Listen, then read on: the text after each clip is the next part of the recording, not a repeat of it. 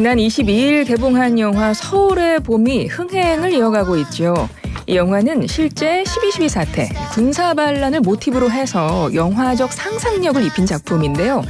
1979년 12월 12일 신군부가 주도한 군사반란을 막기 위한 일촉즉발의 9시간 동안을 집중해서 담아냈습니다.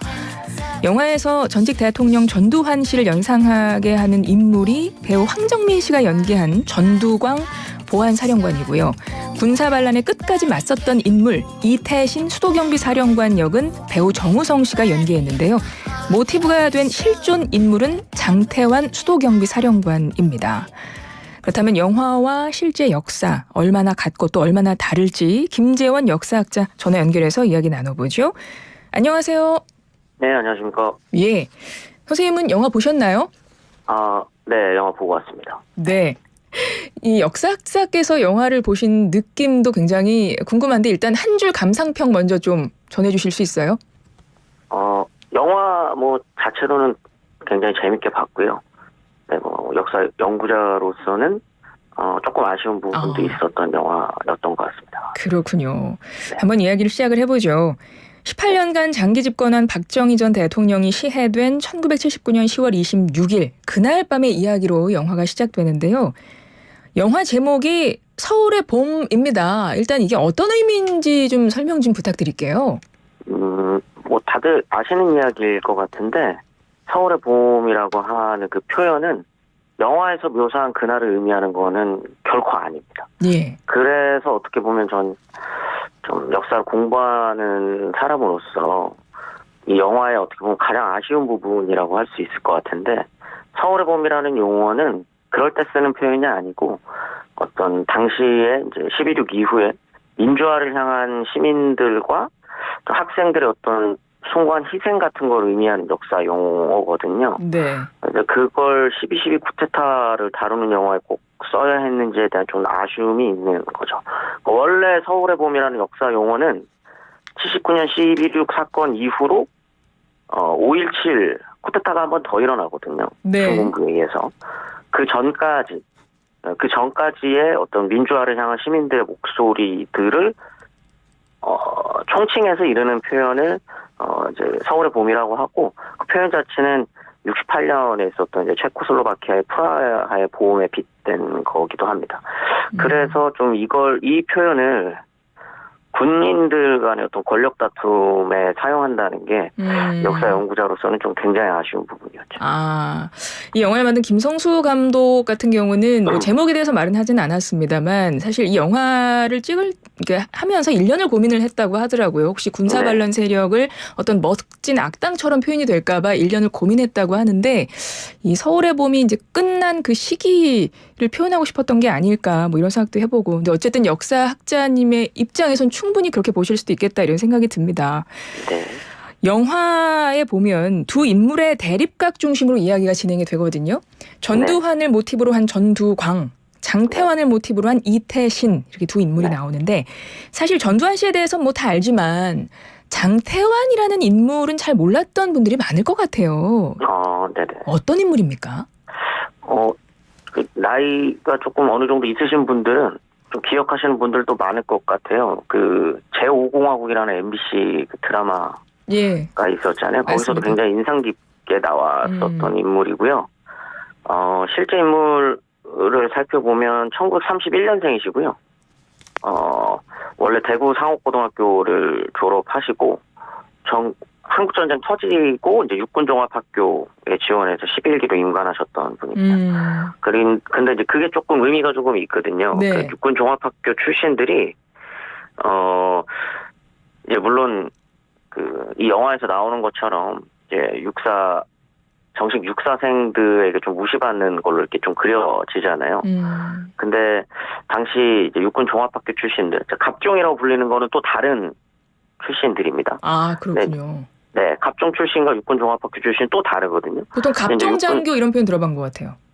갑종장교라는 표현은 이제 학사장교랑 조금 비슷하게 한 6개월 정도를 이제 훈련을 받는 거고 육군종합학교 같은 경우는 진짜 바로 교육받고 바로 실전에 투입되는 장교들을 이제 길러내는 곳이었거든요. 그래서 실제로 이 육군종합학교 출신 분들은 바로 최전선에서 전투를 벌여야 했기 때문에 인간한 그 장교분들 가운데 한 4분의 1 정도가 부상당하거나 사망을 합니다, 실제로. 네, 네. 그러니까 장태환 장군 같은 경우는 그 전쟁에서 살아남은 몇 안 되는 출신 장교였었던 거죠. 예. 그래서 그 살아남은 이후에 또 그러다 보니까 이제 좀 자부심들이 좀 있으셨던 분들인 거죠. 그래서 바로 이제 전역을 안 하시고 전쟁 끝나고 나서도 군에 남아 있는 경우들이 꽤 있으셨고요. 그래서 쭉 이제 뭐 베트남 전쟁도 참전을 하시고 네. 그 이후에는 이제 뭐 계속 야전으로 돌기도 하셨다가 이제 그 영화에 보면 이제 수도경비사령부 이제 사령관으로 나오시잖아요. 네, 네. 그 전에는 수경사령부 참모장으로 또 2년 정도 근무하시기도 하셨습니다. 그러니까. 그러시다가 이제 수경사령관으로 이제 임명이 되시는 거죠. 사실 영화 속에서 정우성 씨는 이 실존 인물의 성격이 실제 그랬는지 모르겠지만 굉장히 차분하고 이성적인 사람으로 나오잖아요. 네네. 근데 예전에 아까 말씀하신 드라마 제5공화국에서는 그 당시에 김기현 배우가 했었는데 그때는 막 네. 엄청 막 무섭게 호통치고 막 불같은 성격 막 이렇게 나왔던 것 같아요. 네네네. 예. 아주 유명한 장면들이잖아요. 근데 그렇죠. 보통은 일단 허구가 아닙니다. 왜냐하면 일단 그 제5공화국이라는 그 드라마 자체가 50 사람들이 이제 자문을 해주었을 정도로 좀 굉장히 고증에 철저했었던 드라마였었거든요. 그렇군요.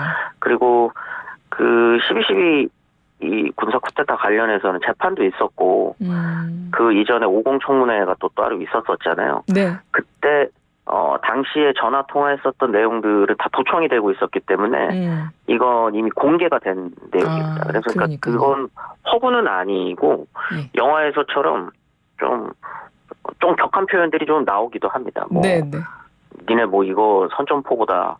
나는 죽기로 결심한 사람이다. 실제 그 녹음 그 음성에서는 네네네. 뭐 반란군 놈의 새끼. 전차 몰고 날려버리겠다. 이런 표현들이 실제로 등장을 합니다. 실제 장태환 장군은 그런 표현을 썼다는 거죠? 네, 실제로 예, 그렇습니다. 녹음돼 있는 거니까요. 그러니까요. 그 말씀을 이제 해주시는 거고. 네. 이제 보면 1979년 10월 26일 박정희 전 대통령이 암살된 이후에 영화 속에서 이성민 배우가 연기한 정승화 육군 참모총장이 나오는데 이 정 총장이 장태환 장군을 수도경비사령관으로 임명하거든요. 그리고 영화 속에서는 그 과정에서 이 정 총장이 장태환 장군에게 수경사를 맡길 수밖에 없는 어떤 고뇌가 막 드러나요. 네네. 그래서 실제로 당시에 정 총장이 장태환을 수도경비 사령관으로 임명한 배경은 뭐였을까? 아까 말씀하셨지만 육사 출신도 아니었고 그랬잖아요. 네. 예. 뭐 그건 정성호 총장만 알 수 있는 것 같은데. 그렇군요. 이거 꼭 말씀드리고 싶었었던 건데 영화에서는 사실 좀 정성호 총장이 이성민 배우가 또 연기를 너무 잘하셔가지고. 맞아요. 대단히 정의롭고 뭔가 영화 제목에 어울리는 서울의 봄을 이끌어가는 것처럼 이렇게 그려지잖아요. 네. 그런 인물은 아닙니다. 네. 실제는 그렇지 않습니까? 네, 우리가 꼭 기억했으면 좋겠는 건 12.12 군사 쿠데타는요. 그 안에 핵심적인 내막은 분내 권력 다툼입니다. 예. 그리고 꼭 기억해야 되는 것 중에 하나는 신군부가 워낙 절대악처럼 그려지다 보니까 그 절대악도 맞고요. 근데 우리가 또 잊고 있는 게 신군부 이전은 유신이라는 겁니다. 네. 유신이 나쁘냐 신군부가 나쁘냐를 따지는 게 이런 지금의 상황이 굉장히 좀 저는 씁쓸하거든요. 정성화 총장은 유신 시절에 육군 참모총장에 오른 인물입니다. 그리고 심지어 5.16 군사 쿠데타에 참여했던 사람이고요. 유신 정권이 수립된 이후에는 그 누구보다 정치 군인으로서 군내에서 입지를 다졌던 인물이거든요. 뭐 그 사람 입장에서는 그런 상황에서 자신보다 한참 후배였었던 이제 뭐 전두환이나 아니면 몇몇 군인들이 하나회라는 이름으로 이런 사조직으로 묶여서 자신의 권위를 위협하는 것 같으니까 뭐 하나회 외에 다른 출신 인물들을 물색했던 건 아닐까 이런 생각이 좀 들고요. 이걸 뭐 역사적으로 평가라고 하면 군내 권력 다툼이죠, 뭐. 네. 영화 속 배역들이 대부분 실존 인물들을 모티브로 해서 이제 배역이 나오는데 이거 뭐 내용은 굳이 그 사람이 어떤 사람이다라고 말씀하실 필요는 없고 아직 지금 영화가 한창 사람들이 많이 보고 있기 때문에 학자님이 봤을 때 그 영화 인물에 나오는 그 인물별로 싱크로율이 가장 높은 사람 누구라고 보세요? 싱크로율이요? 네. 전두광 아닐까요? 전두광. 그렇군요. 나머지 분들은 너무 노태우 역할을 하셨던 분도 너무 잘생기셨고 맞아요. 싱크율이 좀 안 맞고요. 예. 전두광 같은 경우는 많이 외모도 비슷하게 했죠. 네. 맞습니다. 네. 당시에 전두환과 12.12 군사반란 이제 역사 속으로 들어가 보면 그 주도했던 군내 사조직이 하나회라고 있었습니다. 네네. 근데 뭐 영화에서도 그려지고 실질적으로 역사에 보면 그 내용이 많이 나오긴 하는데 도대체 하나회란 조직이 어떤 조직이었길래 이렇게 그 세력이 막강할 수 있나 저는 사실 그런 의문이 들긴 하더라고요. 어떻습니까? 하나회라고 하는 조직은 생긴 지는 그 사건 기준으로 12.12 군사 쿠데타 기준으로 생긴 지는 굉장히 오래됐고요. 육군사관학교 11기를 중심으로 먼저 이렇게 만들어진 조직인데 원래는 오성회라고 불리는 조직이었어요. 5명이었거든요. 예. 근데 그게 7명으로 늘어서 7성회가 됐다가 그게 조금씩 커져 나가면서 이제 하나회, 국가와 우리는 하나다, 이런 느낌으로 이제 하나회라고 하는데, 그 하나회의 주축이었었던 사람들이 박정희 정권 당시에 군내 핵심 세력들로 이제 성장을 하게 되면서 사실 숫자는 그렇게 많지 않았습니다. 12.12 군사 쿠데타 때도 0.1%도 되지 않아요. 그래요?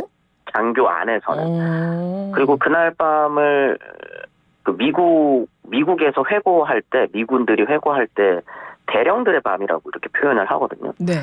그 말은 당시에 하나회에 소속되어 있었던 대령급 장교들이 이제 실무를 담당하고 있었던 사람들이 꽤 있었다는 거죠. 그들이 직접 군을 움직일 수 있는 실무자의 역할을 할 수 있는 사람들이다 보니까 하나회 비하나회의 장성급들의 사령관급들까지도 억누를 수 있었던 거죠. 왜냐하면 자기가 실제로 군을 이끌 수 있잖아요. 네. 그런 조직이었는데 이제 12.12 쿠데타 이후에 더욱 급성장하게 되는 거죠.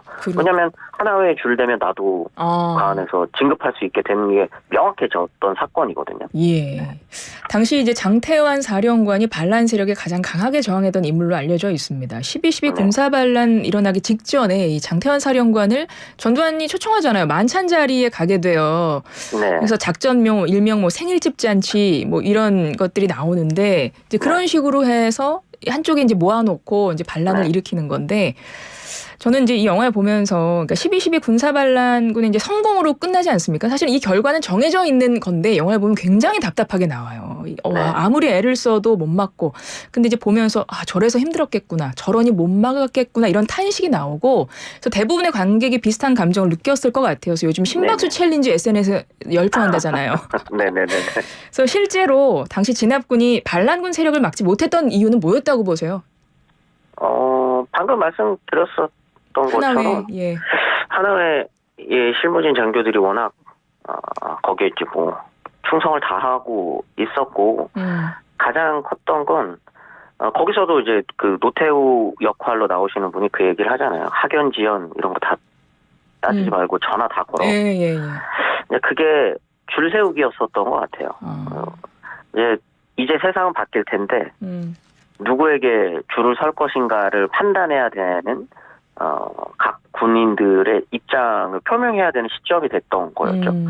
거기에서 사람 관리라고 하는 거에 있어서 조폭 조직처럼 하나회라는 조직이 이제 성장을 하다 보니까 누군가는 그런 욕망들이 생기지 않았을까 싶어요. 군인들 입장에서는 저기 줄되면 뭔가 내 군으로서의 어떤 입지가 달라질 수 있겠네라고 하는 것들을 자극하게 됐었던 밤인 것 같습니다. 12월 12일의 밤.